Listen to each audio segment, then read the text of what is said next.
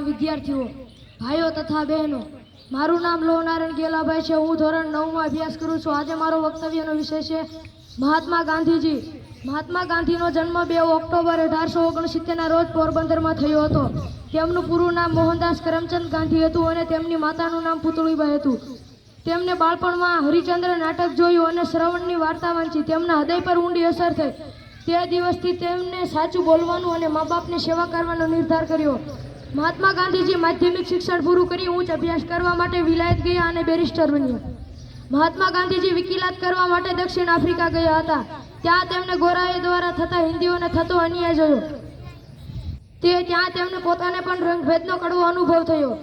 તે અન્યાય દૂર કરવા માટે તેમને અહિંસક લડત ઉપાડી અને તેમાં તેમને સફળતા મળી।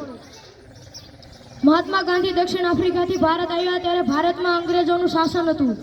ભારતને અંગ્રેજોની ગુલામીથી મુક્ત કરવા માટે તેમણે દેશવ્યાપી આંદોલન શરૂ કર્યું। છેવટે ભારતને 1947માં આઝાદી મળી। 30 જાન્યુઆરી 1948ના રોજ મહાત્મા ગાંધીજી દિલ્હીમાં પ્રાર્થના સભામાં ગયા હતા। ત્યારે તેમને નથુરામ ગોડસે નામના એક યુવાને તેમને ગોળીએથી વીંધી નાખી। અસ્તુ, જય હિન્દ, જય ભારત।